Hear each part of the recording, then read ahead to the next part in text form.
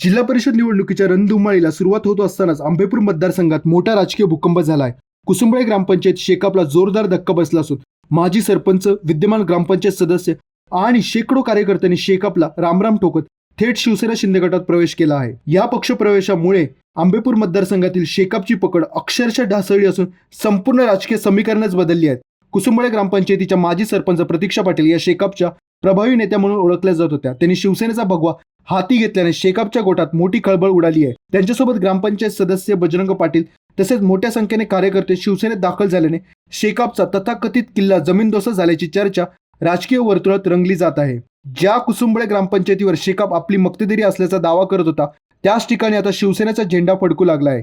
या घडामोडीमागे शिवसेनेचे जिल्हा प्रमुख राजाबाई केनी यांची ठाम शिवभक्त विचारसरणी, आक्रमक संघटन शैली आणि शब्द दिला की काम पूर्ण करणारा स्पष्ट स्वभाव हे प्रमुख कारण ठरल्याचे प्रवेश करणाऱ्या कार्यकर्त्यांनी स्पष्टपणे सांगितले. राजाबाई केनी हे एकनिष्ठ शिवसैनिक म्हणून ओळखले जात असून त्यांनी ग्रामीण भागात रस्ते, पाणीपुरवठा, सामाजिक सुविधा आणि मूलभूत विकास कामांना सातत्याने प्राधान्य दिले आहे. त्यामुळे फक्त राजकारण नाही तर प्रत्यक्ष काम करणारे नेतृत्व शिवसेना शिंदे गटात दिसते असे आता कार्यकर्ते बोलू लागले आहेत.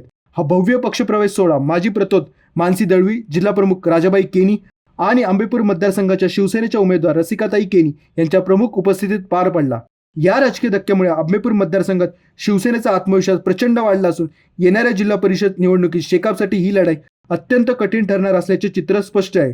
आंबेपूर मतदारसंघात बदल हा अटळ असून हा बदल शिवसेनेच्या माध्यमातून घडणार आणि जिल्हा परिषद आता राजापेठण चालणार अशी ठाम चर्चा जनतेमध्ये सुरू आहे.